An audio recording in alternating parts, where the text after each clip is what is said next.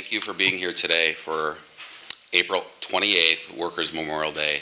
It is a day to honor the dead, and by doing so, we fight like hell for the living. I want to start with a statement from U.S. Senator Tammy Baldwin. Every Wisconsinite should have the security to know that they will be safe at work and will come home to their loved ones healthy. While we have made great progress to protect workers, we have so much more work to do.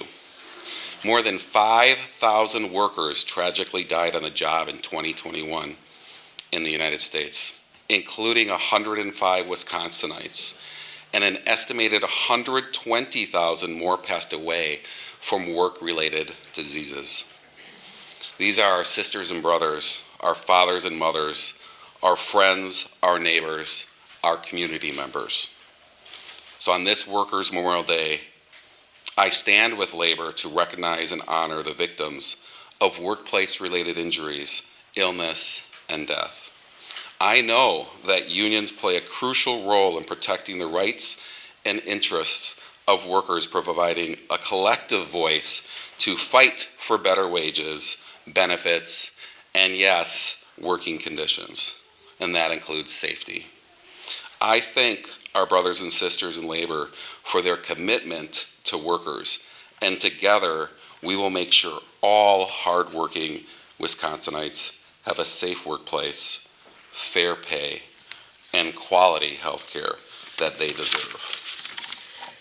Today, as we gather in support of workers' rights, we turn our hearts toward the sacred source of love that lives and moves among us.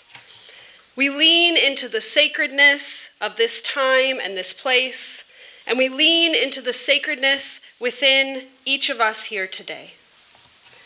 We are here to acknowledge that workers' rights are human rights. So many of us spend 1/3 or more of our time each week at work. And so many of us fight day in and day out for basic rights in the places where we spend 1/3 of our lives. We are here to continue the work that generations before us started. The work of fighting for fairness, equality, and safety. The work that generations of people have had to do to reduce discrimination in the workplace. We are here to talk yet again about the dangerous work environments that people across our state and across our nation are subject to.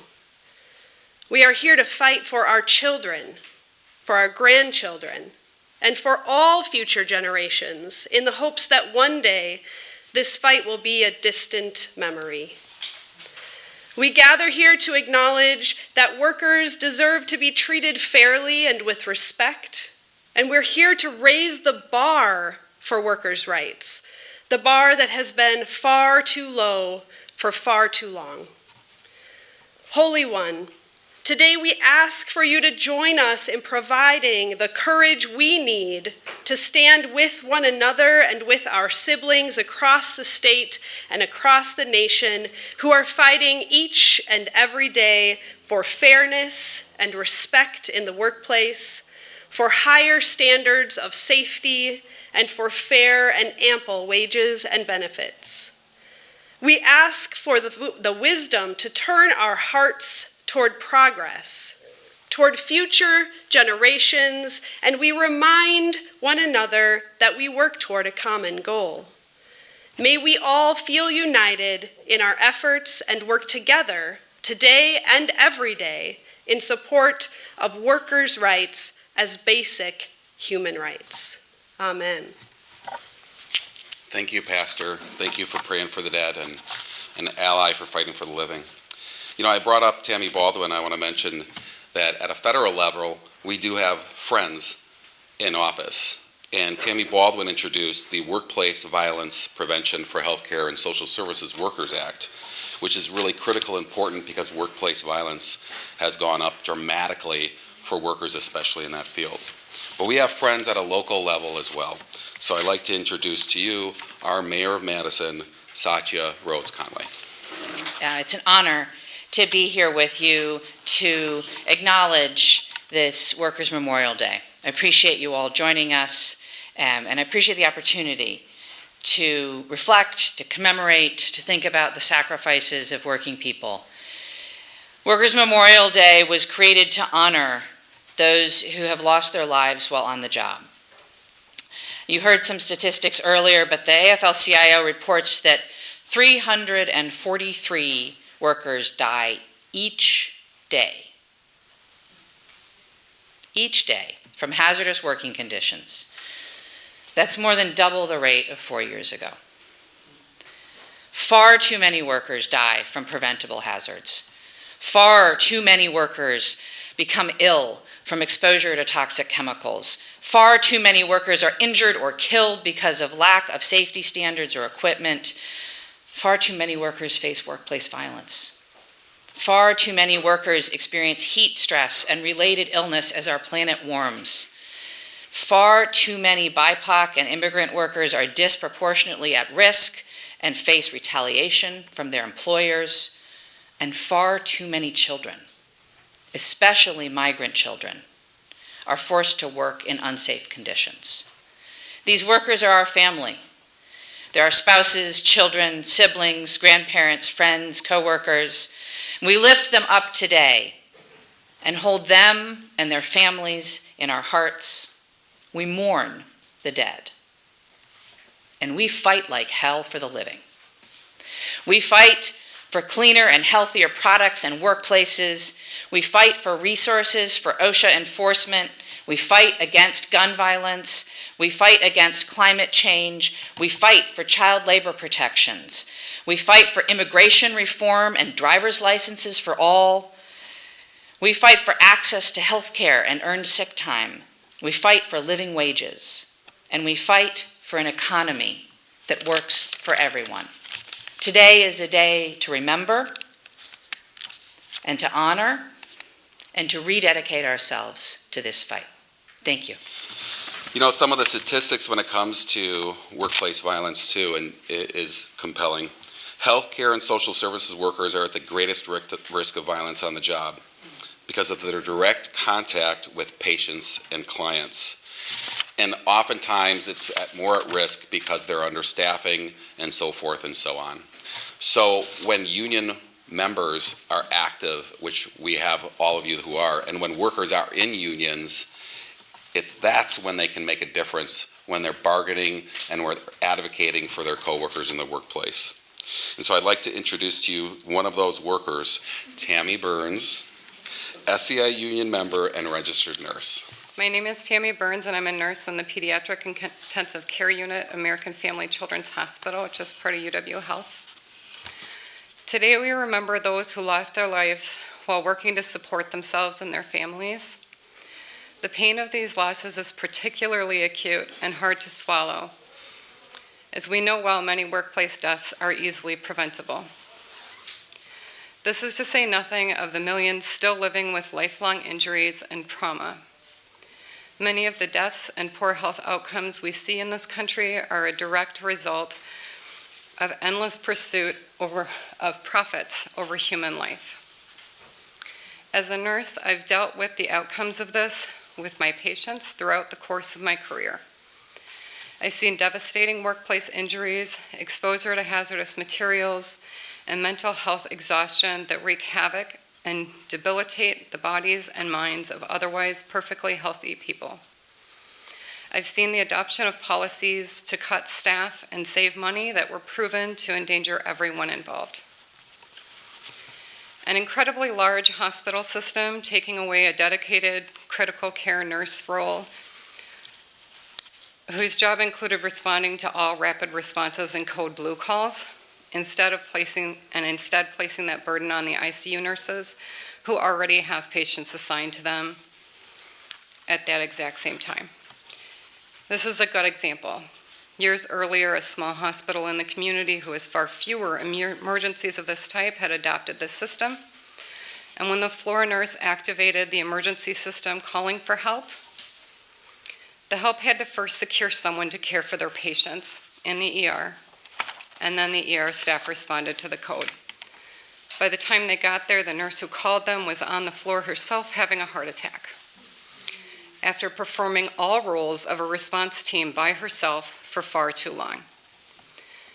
The patient in need was no longer receiving any emergency care, and other patients walked into the emergency room to find no staff available to attend to them.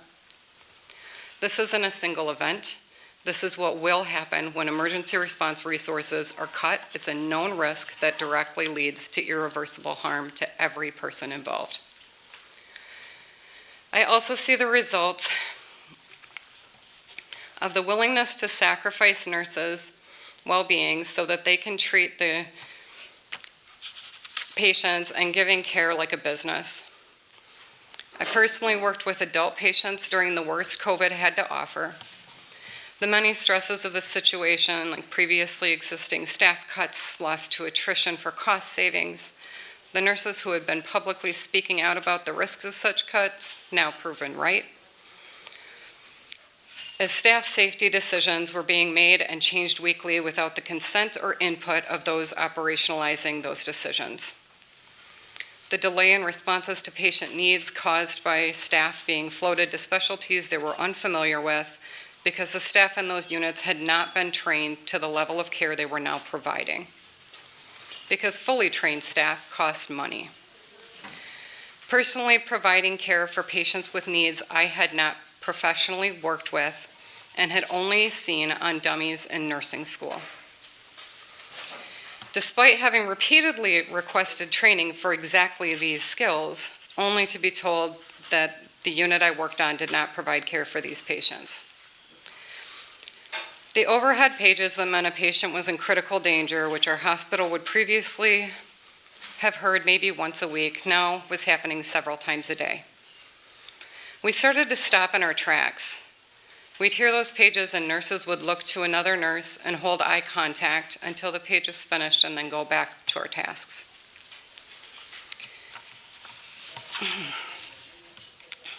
Those of us trained in higher acuity found ourselves with more patients and sicker patients all at the same time.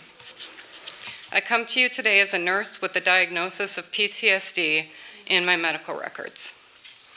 Having no control over the risks I was being sent into, having never been asked, having the situation start with nurses being sent home instead of being trained to handle what everyone knew was coming. Feeling I was failing my patients, knowing someone could eventually be harmed because I had too many responsibilities to catch early warning signs of disaster. I'm grateful that I had the prior training and experience with PTSD, so I knew to get help. But we lost many nurses who did not know to get help, and instead were met with discipline for things that were clearly a result of the trauma that they faced. We forever lost others who could have been helped.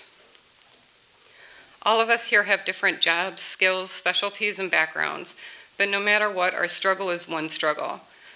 We fight as organized workers in separate workplaces, but we're all connected to the efforts to make Wisconsin a state where working people can live and live well. We must see ourselves not only as workers in solidarity with each other, but also as part of a larger historic struggle to have control over our health and our own lives. In an economic system that prioritizes profit over everything else, it's up to us as workers to fight not just for fairness and dignity, but for health and the fullness and joy of life itself. Thank you, Tammy. Wow. More than 50 years ago on April 28th, Workers' Memorial Day, the Occupational Safety and Health Act went into effect. This promised every worker like Tammy, the right to a safe job, a fundamental right. And the law was won because of workers like Tammy and workers in this room, because of the tireless efforts of those workers in the labor movement, which organized for safer working conditions and demanded action from the government to protect working people. We know that OSHA is understaffed. We know that the consequences with corporations that run out of greed and avarice are not what they need to be. But we do know that we have someone here today from OSHA, and he and his staff work tirelessly as well as workers. And Chad, thank you for coming here today. Chad Greenwood, who is the, Chad Greenwood, Area Director of the Occupational Safety and Health Administration, OSHA. All right. First off, I want to thank everyone who went into organizing this event today, and thank you for inviting us. You know, I work for the Madison OSHA office, which covers a 19 county jurisdiction in the southwestern part of the state, but we do have three other offices throughout the state that cover the rest of the state. And every year, we try to participate in these events on April 28th, which is a day to commemorate Worker Memorial Day. It was established back on April 28th in 1970 by the AFL-CIO to recognize workers who have both died or suffered from work exposure to hazards in workplace environments.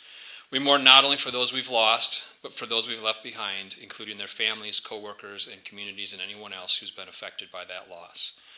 Many of these tragic losses are preventable, of course, if safety standards have been followed, maybe proper controls were in place, or if better safety and health programs had been made a priority prior to that accident occurring.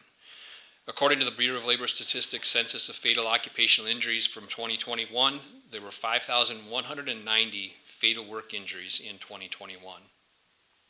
That's the 3.6 fatal occupational injury rate per 100,000 full-time equivalent workers in FY21 is the highest annual rate since 2016. This means a worker lost their life every 101 minutes from a work-related injury in that year.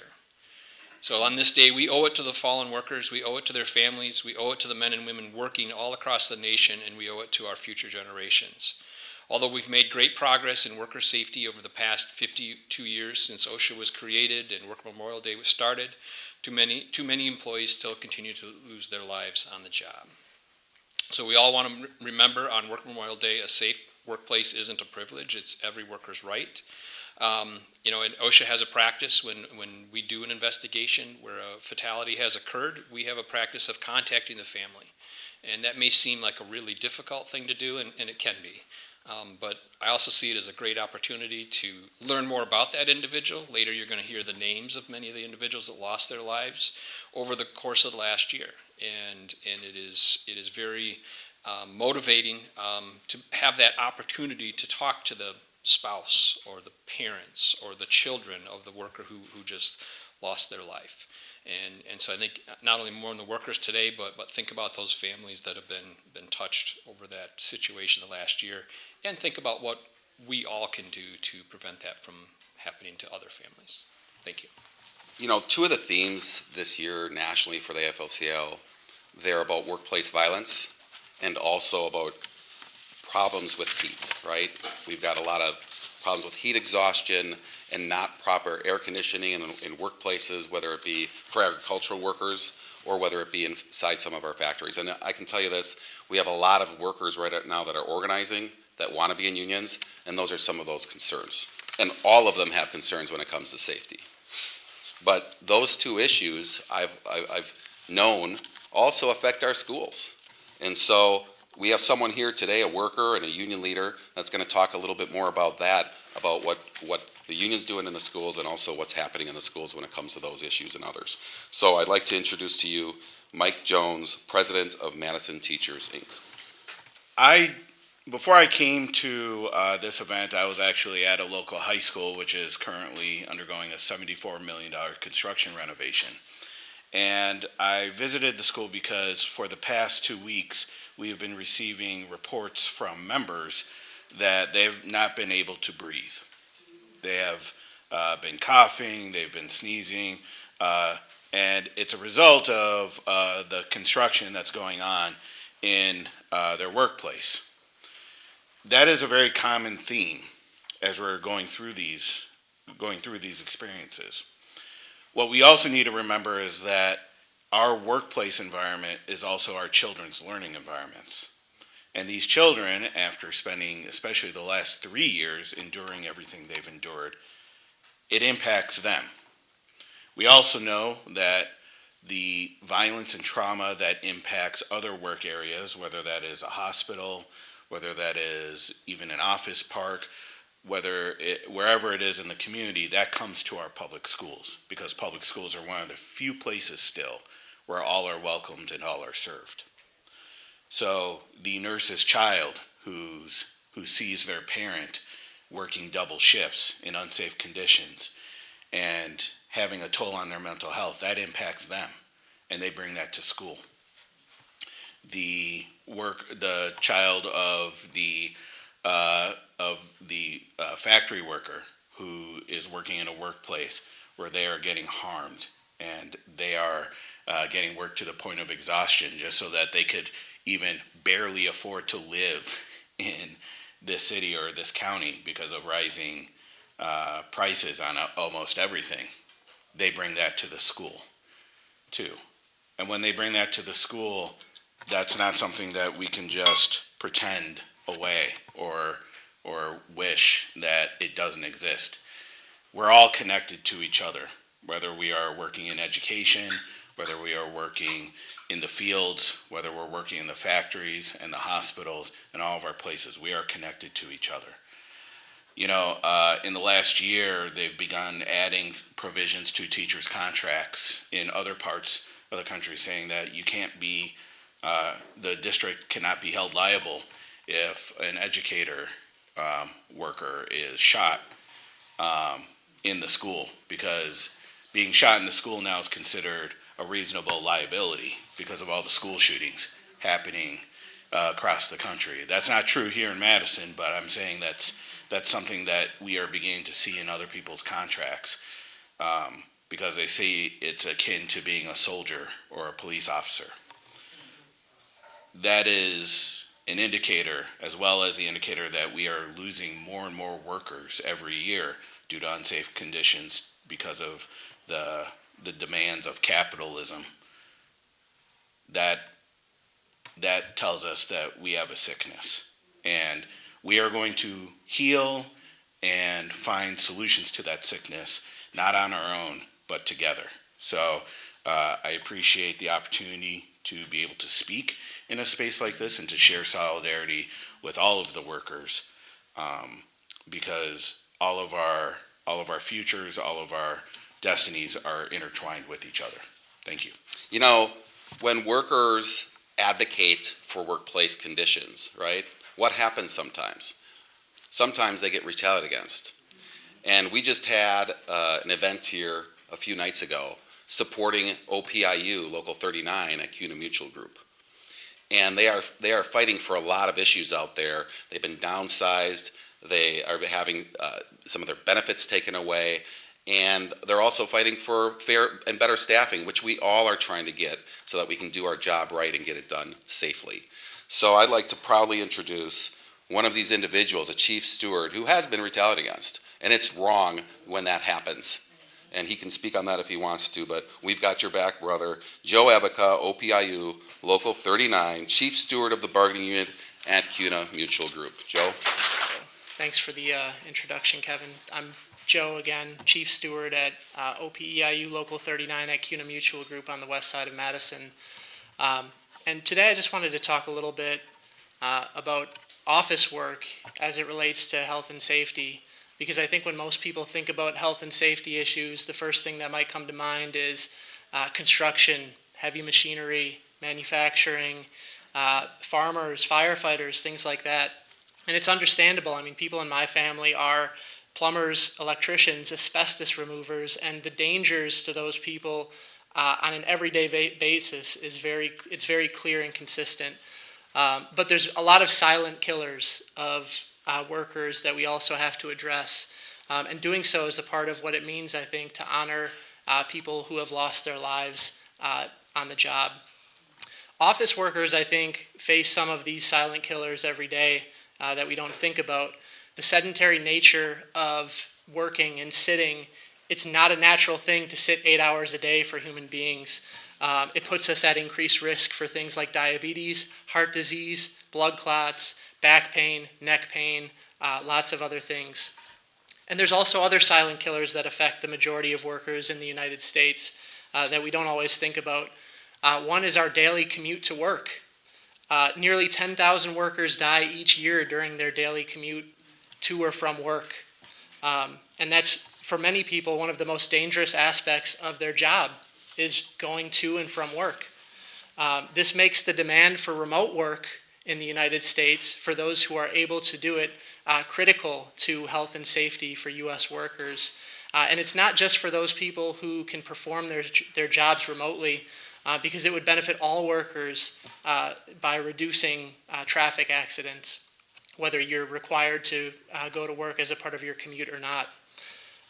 Finally, I think it's also important that we extend worker health and safety to mean that bosses and employers provide working people access to quality and affordable health care. A coworker of mine was describing a story recently to me where she indicated that her husband was having a heart attack, and rather than her husband calling an ambulance, the first thing that her husband did was call her, and didn't think that they could afford an ambulance ride to the hospital. Luckily, our union, through our contract, has an HMO healthcare plan that doesn't have a deductible, and she was able to say, look, you need to call an ambulance.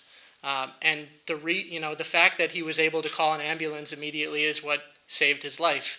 Of course, our HMO healthcare plan at CUNA Mutual Group is one of the many things that our employer, contract after contract, continues to try to eliminate every time that we bargain our contract. And it's important that no worker should ever feel like they have to choose between whether they have to make a big out-of-pocket expense or their life. These are decisions that working people feel like they need to make every single day. The dangers associated with office work, with tasks that we all take for granted, like our daily commutes, access to affordable health care, these are crucial and important things that we need to be able to address together in order to fix many of the things that are avoidable about health and safety issues in the United States. And it's only when we address the totality of those issues, whether it's the person that's building the office building, the person that's working in the office building, the person that's teaching the office worker, the person that's providing care for people who get sick, all of those things need to be addressed within their totality if we're going to avoid needless death, and if we're going to honor the people who have already lost their lives and make sure that we fight for a future where people don't have to. So, thanks. So we know that we have friends at the local level, Mayor Satya. We've heard from U.S. Senator Tammy Baldwin. But when we think about the state, we know now we have a friend in higher office, right? But we haven't had that. That's when our rights were taken away. And that's when our safety was compromised. Taking away our safety committees, taking away our safety stewards, taking away our public safety committees. Those are things that I used to sit on when I was working for government. All of that compromised. And what did we see? This is true. We saw injury rates go up. We saw more illnesses, because people forced to go into work when they're sick and getting other people sick. We saw deaths go up. We read off more names than we had prior. And that's what happens when you bust on unions. But we do have friends in the state legislature, and we're going to win that back someday with pro-worker, pro-union. And that one of those fighters that's going to fight for the living is here today, Lisa Subek, Wisconsin State Representative. So I've been listening to what everybody else has said today, and feeling a whole lot of things. I think that there were moments where I felt very sad, moments where I felt very angry hearing workers' stories, hearing about what's happening in workplaces, hearing about our friends in healthcare, teaching, construction, you name it. But more important, I feel motivated. I feel motivated to change. I thought a lot about the theme of this year, this event, organize, and it's there, it's here, it's everywhere, right? There is one thing that we can do most importantly to keep people safe in their workplaces, and that is to organize. And I know that because back early in my career when I was working in childcare, I helped organize our daycare center. And this was a time when childcare centers didn't have unions. I think we were if I remember correctly, the 13th, don't quote me on that. It was somewhere around the first dozen centers in the state to organize as part of the Wisconsin Child Care Workers Union, which eventually became part of AFSCME. But during those days, one of the things that I very quickly realized was there was one group of people who knew how to keep childcare workers safe in our environment, and that was childcare workers. Those of us who were doing it. We knew what the hazards were. We knew when we were lifting up children to change diapers that put our backs at risk. We knew, and it happened at a center I was working at, when there was a dispute between two parents of a child and one of them comes into the center to abduct that child, it puts our workers at risk. Knock on wood, we had a good safety plan in place. Everybody remained safe, and the situation eventually resolved itself. But ultimately, it wasn't some boss somewhere who could tell us what are the hazards and how do we keep you safe. It was us. We face those challenges every day. Later in my career, when I was working in social services and working in the homeless shelter, I was working with people who were at the absolute worst moment in their life. And if there is a point where you might do something that you would not ordinarily do, that might harm somebody else, it is when you are at the worst moment in your life. And we, as the social service providers, the case managers, the shelter workers, we knew that better than our bosses could. We could talk about what those hazards were. And this is why a union voice is so important. This is why organizing is so important.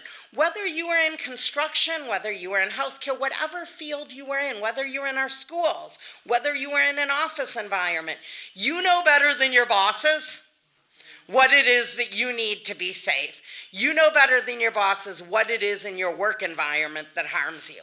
I just want to just mention this issue of retaliation because I think it comes into play in addition to the mental health toll that doing some of these jobs takes on you. When you have bosses, and I think Joe knows this firsthand, who retaliate against you, it takes a toll on you personally. And we talk a lot right now about mental health and the need for better mental health care. The need for better mental health care starts with prevention.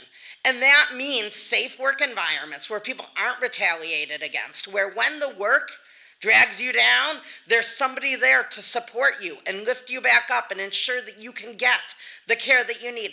All of that comes from a union voice. What happened in our state when we took away the collective bargaining rights, I wasn't in the legislature yet, I was there marching with you all, but when Scott Walker and the legislature and Republicans in the legislature took away your collective bargaining rights was not only shameful, it created direct harm. It created direct harm to workers. And as we are here today and we feel sad and we mourn the losses of workers, as we get upset and even angry about all of the people that have been harmed or killed in their workplaces, we also need to get mad and we need to get prepared to fight. And we need to organize, we need to move forward. We need to make sure that those who are doing the work have a voice at the bargaining table in their workplace to say, not just create safe working conditions for us, but listen to us about what the hazards are and what we need to overcome them. So together, we're in this together. My Democratic colleagues in the legislature and I are right there with you, ready to fight alongside you, with you, and to follow your lead in that fight. So thank you. So we know that construction work, it's been brought up, is dangerous, right? Everyone knows that you're out on the hot summer days, it's the heat stress, the heat exhaustion, and all that. We know that they get injured at a high rate. We know that there's more fatalities. There's also more suicides, which was brought up as well with construction workers. We have someone here to speak on behalf of construction workers and also workers that aren't in unions, which put their lives at risk even more, as has been stated over and over again. Daniela Jaime, construction worker organizer of Worker Justice Wisconsin. Hi everyone, my name is Daniela Jaime and I'm a construction worker organizer at Worker Justice Wisconsin. While I've been in this position for about 1 month, I have already heard about and witnessed some terrible working conditions. I want to share a case with you all that my coworker, Frida Ballard, dealt with recently. A man who we'll call Daniel, to preserve his anonymity, was trying to lie low as an undocumented roofer. His son was persuaded to open his own LLC, so Daniel became an employee for his son. One day, Daniel suffered a fall at work, breaking his arm. He sought medical attention and his son promised to cover his medical expenses, but the reimbursement never came, and his son threatened to report Daniel to ICE if he filed a claim with the Department of Workforce Development. Because of the conflict with his son, Daniel had to find a new place to live, which proved impossible because he had only ever received cash payments and no credit score, no rental history, and no work contract to prove he had had steady income. How could the situation have happened? I'm here to tell you that it happens by design. You see, general contractors convinced Daniel's son to get an LLC and employ other people, even though he should have been classified as an employee, since he was using all of the general contractor's equipment and working under his direction. This practice is called misclassification, and some general contractors do this all the time and on massive scales to avoid paying the taxes and workers' comp insurance of their employees. Daniel's son was not equipped to pay taxes and workers' comp. He himself was not getting paid all of the money he was owed, which meant he couldn't pay his own workers, let alone address their insurance claims. So what happened to Daniel? He saw no choice but to return to Mexico with a broken arm. He didn't want his son to get in trouble with the law. These types of exploitative conditions make criminals out of ordinary people. And all for what? So the developers can walk away with $1,000 more in their pocket. In order to create safer working conditions in the construction industry, we need to tackle the problem of misclassification straight on.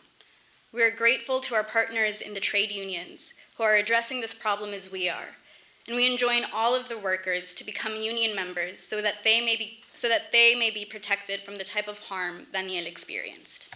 Thank you. We'll go right to Sarah Godlewski, Wisconsin Secretary of State. A lot of you, including me, we don't know exactly what the Wisconsin Secretary of State all does. But we do know this, that the right person is in the seat, and they're going to tell us a little bit more about what you do and how you can protect workers and fight for the living. So, well, hello, everyone, and I just first want to thank the South Central Federation of Labor for even organizing today's Memorial Workers' Day of Rights, and all of you for taking time today to be here, because I'm proud to stand in solidarity with workers and all workers as they fight. You know, as the product of a union family, I learned at an early age the importance of what unions do. They fight for better wages, they fight for better benefits, and they fight for better working conditions. But yet, here today, we heard whether it's in our own hospitals, or in our own schools, or on local construction sites, our workers are not safe. And this isn't isolated to just right here in South Central Wisconsin. As a statewide elected official, I will tell you, I hear these stories every single day when I travel. Whether it was recently this guy named Todd, who's actually in southeast Wisconsin, he's in manufacturing, and he was telling me that he has to work the day shift, the night shift, and the weekend shift. He's sick as a dog, but he's doing this because he's trying to pay for the diabetes medicine that his daughter needs.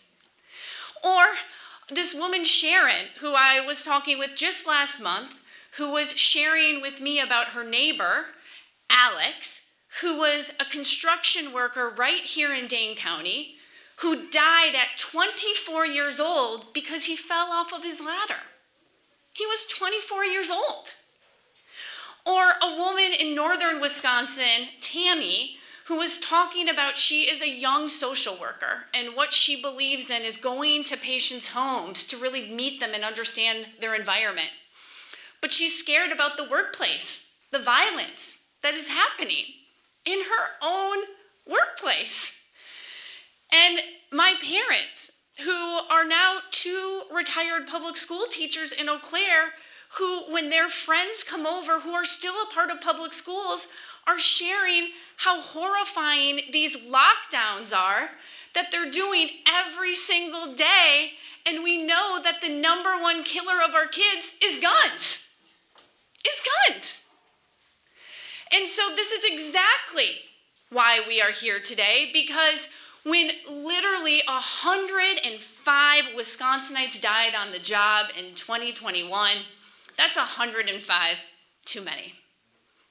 Way too many. And when we know things like workplace violence is now the number 3 cause of death, like, enough is enough. And so we have to continue to fight. And something that I know about being a part of a union family, we never give up on a fight, not even a tough one.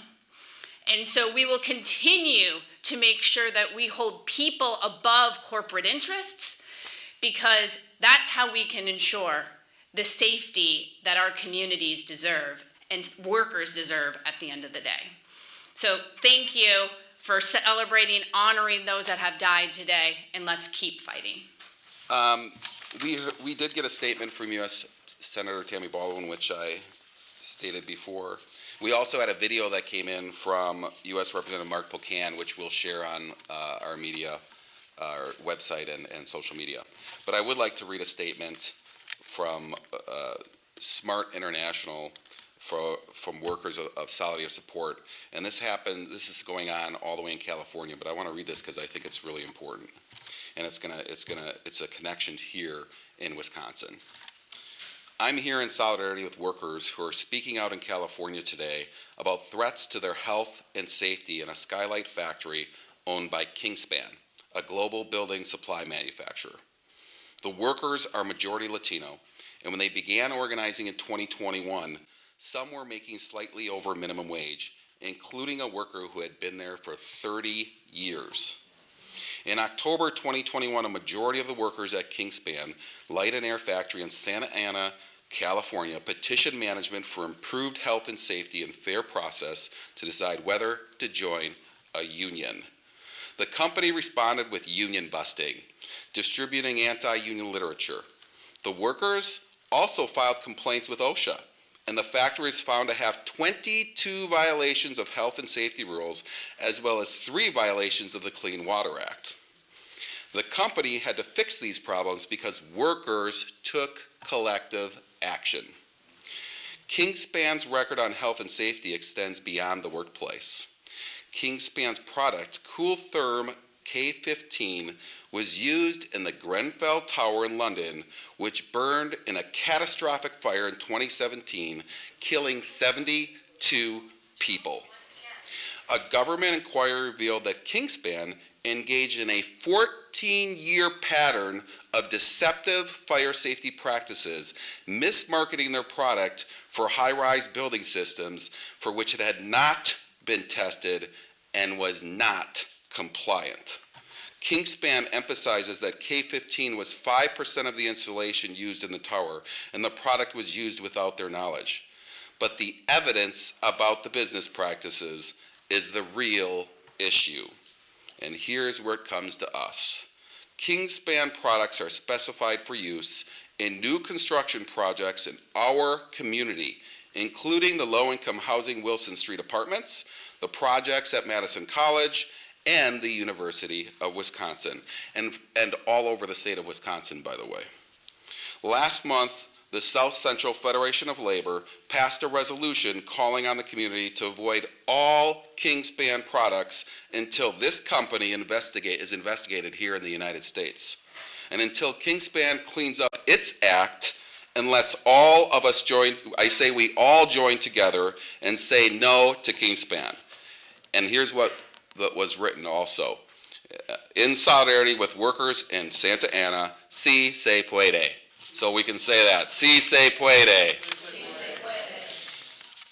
And so we're going to be taking action on that, and we're going to be working with our elected officials on this. And something that wasn't in here, they also had communications within this company that they were quite aware of the dangers of this product before the fire that killed 72 people. But the point is that workers also came together. Those workers came together and they fought. And they're still fighting today, just like many people here in this room. And that's the way. That is the way. The union way is the way to make place safer for all workers.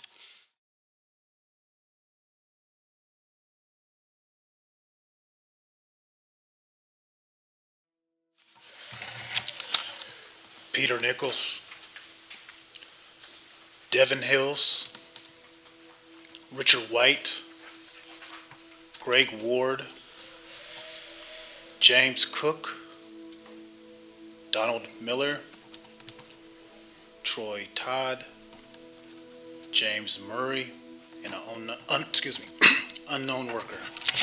Stephen Eggenberger, Emmanuel Ortiz, Dragan Kochik, Guadalupe Cervantes Valin, Randall Riley, Edward Brelford, Todd J. Yondra, Brian Cecil Bush, and Jim Michael Ludlam.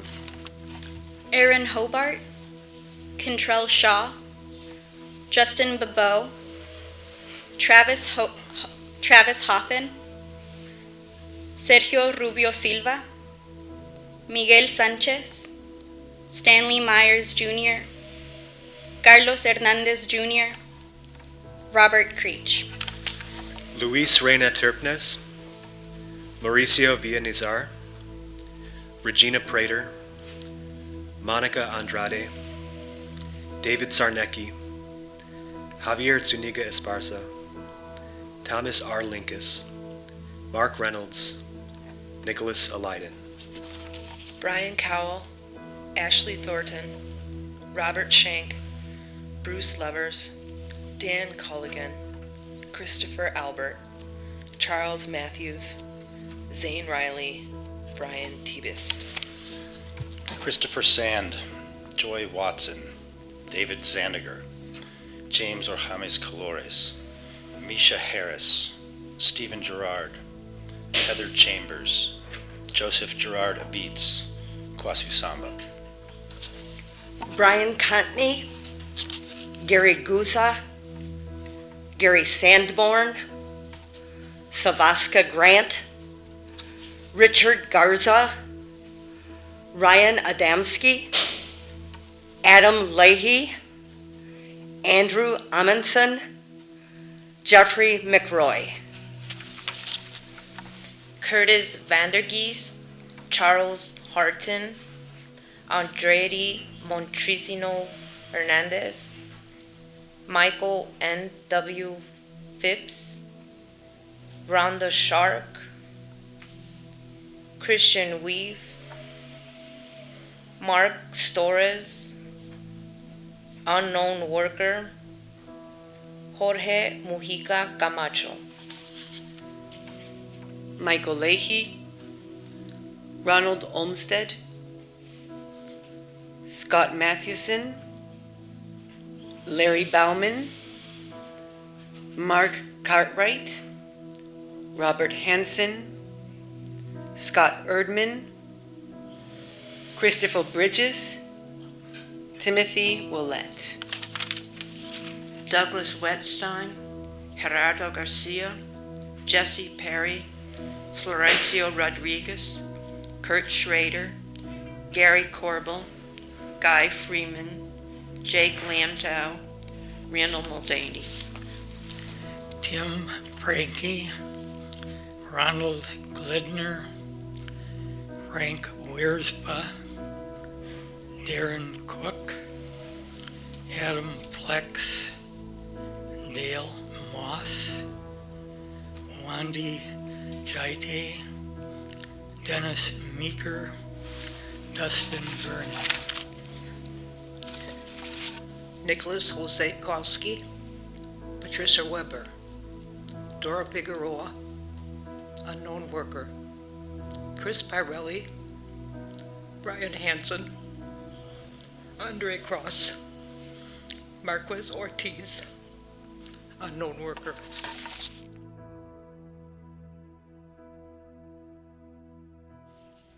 We also include some agricultural workers, 30, sometimes up to 30 or more agricultural workers also pass due to work-related issues. We have to research that to get some of those names. And we are also including the children that pass because of those work-related issues on the farms. Riley, Daniel, Ray, Juarez, and some of these are also a firefighter. One or two might be a firefighter because we have to go to their website as well to get those names. So Riley, Daniel, Ray Juarez, James Russell Johnson, John Roby, Paul Bickford, 14-year-old child on a farm, 8-year-old child on a farm, 4-year-old child on a farm, and 2-year-old child on a farm, unknown worker. We'll now have a moment of silence.